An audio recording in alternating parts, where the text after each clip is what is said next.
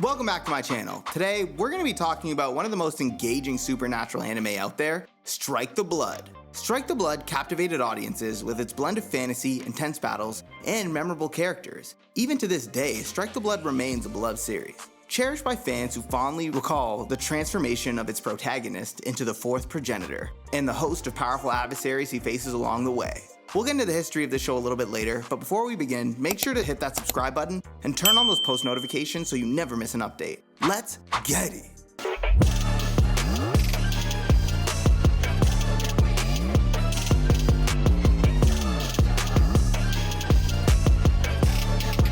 Strike the Blood is based on a Japanese light novel series written by Gakuto Mikumo, with illustrations by Manyako. The anime adaptation was produced by Silverlink and Connect, directed by Hideo Yamamoto. It follows Kojo Akatsuki, an ordinary high school student who unexpectedly becomes the legendary fourth progenitor, an immensely powerful vampire drawing the attention of the Lion King organization and a host of other supernatural factions. Viewers were drawn in by the show's mix of action, mystery, and evolving relationships between Kojo and those tasked with overseeing his power, namely Yukina Himuragi, a sword shaman sent to observe him. Since its debut, Strike the Blood has maintained a cult fan base with its dynamic world building, memorable characters, and suspenseful plot twists. The series originally aired on October 4th, 2013 and ran until March 28, 2014 on ATX TV, with its first anime totaling 24 episodes. Now, let's get into the story. Kojo Akatsuki, a seemingly ordinary high school student on the artificial island of Itogami,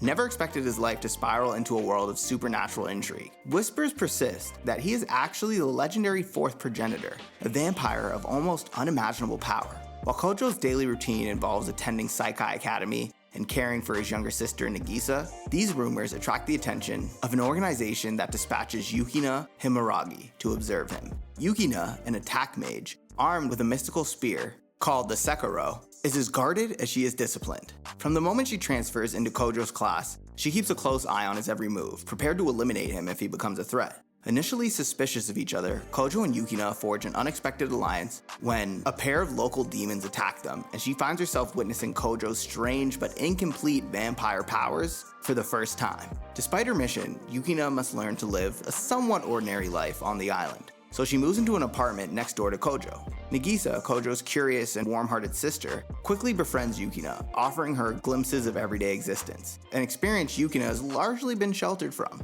Soon, however, the island's fragile peace is shattered by explosions from a mysterious battle between magical familiars. Chasing the disturbance, Yukina finds herself in a losing fight with Rudolf Eustock, a European exorcist accompanied by a homunculus named Astarte. Their clash is fierce, and just when Yukina seems overpowered, Kojo arrives to intervene, fighting with half-formed vampire abilities he can barely control. This underscores a crucial reality. Kojo is never fed on human blood, and thus can't command the powerful familiars hidden deep inside him. He survives on willpower and scraps of potential alone. The danger only escalates when Rudolph continues his mission. He intends to seize a holy relic that underpins the island's magical foundation.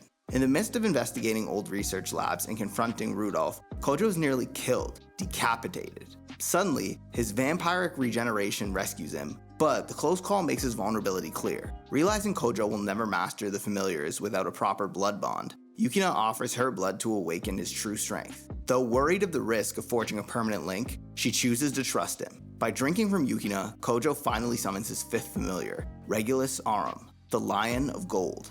Armed with its overwhelming power, the two defeat Rudolph and Astarte, securing the holy relic and saving Itogami from potential collapse. Peace returns only briefly. Soon, rumors spread about a long-dormant weapon called the Nalaka and the looming threat of international terrorists led by Christoph Gardos. As the island hosts Saikai Academy's annual ball sports tournament, supporters of the Black Death Emperor faction infiltrate Itogami in search of the ancient weapon. Meanwhile, a suave and unnervingly powerful vampire named Dmitri Battler, representative of the Lost Warlord, arrives by yacht, exuding a magnetic yet menacing charm. Kojo and Yukina join him at a luxurious party where they learn that Nalaka is more than a myth. It is an ancient, nearly indestructible war machine that Gardos plans to activate. Tensions spike when Kojo's old friend, Sayaka Kirasaka, another sword maiden from the Lion King organization, appears, bringing her own hostility and mistrust toward Kojo.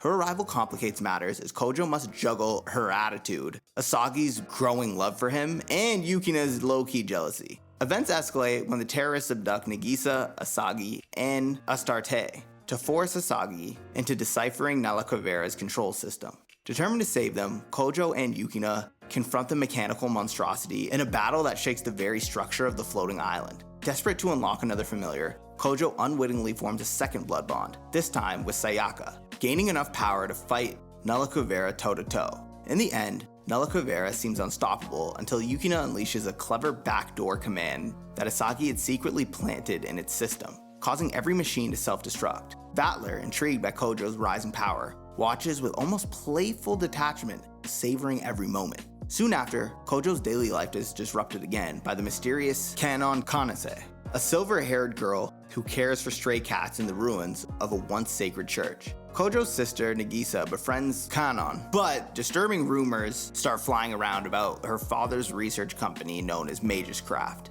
Skipping ahead, an aerial battle involving winged humanoids hint at a twisted experiment. It appears that Kanon has been engineered into an angel through a dangerous process orchestrated by her adoptive father, Kensei Kanase. Accompanied by Yukina, Kojo attempts to infiltrate Mage's Craft's private research island, only to be stranded there. In the chaos, Kanon, masked and terrifyingly powerful, nearly kills Kojo. She creates towers of ice, filling the sky with her uncontrolled angelic abilities. Eventually, Kojo is rescued by Lafolia Riavane, a princess who's been quietly observing the events. Kojo must once again feed on someone's blood to regenerate and summon yet another familiar, and this time Lafolia offers herself, entrusting him with the strength needed to defeat Kanon's rampage. With the third familiar awakened, Kojo defeats her, ending her torment. Just when it seems Kojo and Yukina's troubles are beginning to end, a new situation arises. Natsuki Minamiya, their teacher and a powerful witch of the void, vanishes under mysterious circumstances. The appearance of Yuma Tokoyogi, Kojo's old childhood friend, coincides with these bizarre events where people teleport randomly after passing through doorways, and normal city life grinds to a halt due to ongoing illusions. When the city's annual Halloween festivity approaches, Yuma reveals herself to be a cunning magician involved with the group known as the Library at Midnight. She kisses Kojo and swaps bodies with him, leaving his consciousness stuck in her body, and goes missing. Their frantic search for answers leads them to the top of the Keystone Gate Tower, where two witches of Ashdown from the library attempt to free the world's worst criminals by manipulating the space-time of Itagomi's high-security magical prison. Kojo, forced to fight in Yuma's body, teams up with Yukina, Lafolia, and Sayaka in a series of overlapping battles as the prison's inmates materialize one by one.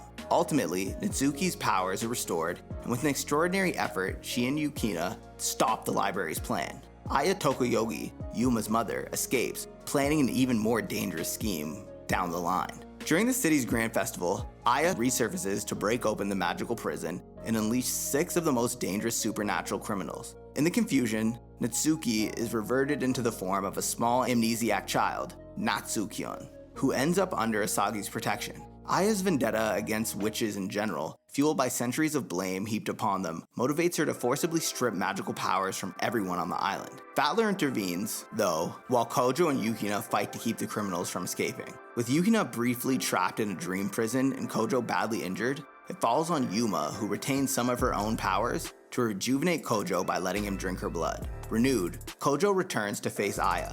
Although she calls forth the convicts once again, all are stopped, some by Vatler's brutal force, some by Kojo and Yukina's teamwork, and some by Kojo and Yukina. Natsuki recovers her powers, and Aya, outmatched, is finally defeated. One inmate, Mega Itagami, slips away with a prototype anti-demon lance, foreshadowing another battle to come. Soon after, an alchemist named Ko Amatsuka arrives on Itogami, targeting Kanon Kanase for a sacrifice tied to an artifact called the Wise Man's Blood. A fierce clash reveals that Amatsuka's ultimate goal is to resurrect a long-dead alchemist known as the Wise Man, whose essence lies in fragments around the old church ruins. Asagi becomes caught in the crossfire, and she is struck down, but revives mysteriously, possessed by the spirit of Nina Ardaland, a centuries-old alchemist once seen as a legend. Working from within Asagi's body, Nina explains the dire threat posed by Amatsuka's plan. Their battles sprawl across the island and onto a ferry, culminating on an Aldair royal airship. In one final attempt, Amatsuka summons a colossal golden giant, a revived wise man, using his old master's skull and the energy of the sea.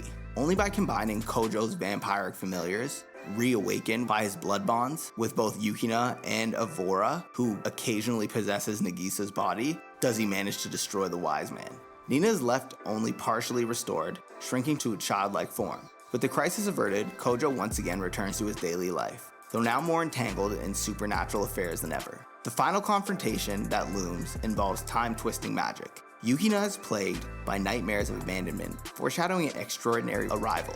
A second Yukina, identical except for her piercing blue eyes, materializes in a bright flash of electricity. She rips the original Yukina's clothes right off her to disguise herself, creating confusion among Kojo and his friends. Almost immediately, a monstrous dragon-like beast materializes in the sky, siphoning energy from whoever it attacks. The original Yukina's halberd is shattered in a failed attempt to repel this thing, driving her into despair over her inability to protect Kojo. Meanwhile, the new Yukina brandishes a gold-hued spear of alien design and forces the dragon to teleport away. Mitsuki recognizes her as a traveler from another time, possessing the knowledge that could determine the fate of Itogami. As the city quakes under the creature's attacks, Kojo, Yukina, and the time traveler form a last line of defense. The new Yukina returning to her a perfected version of Sekiro that harnesses the immense power Yukina has gained through her many battles. In a final showdown, they work together, neutralizing the beast's energy-draining properties so that Kojo can launch the final blow with his familiar. As the sun's rays reappear and the threat evaporates, the electrified aura around the time traveler intensifies. She vanishes, returning to her own era 20 years in the future. There, she reunites with a half-sibling, describing the extraordinary parents she had just met in the past. With that, Itogami Island finally is at rest from all of the chaos that's been going on for so long.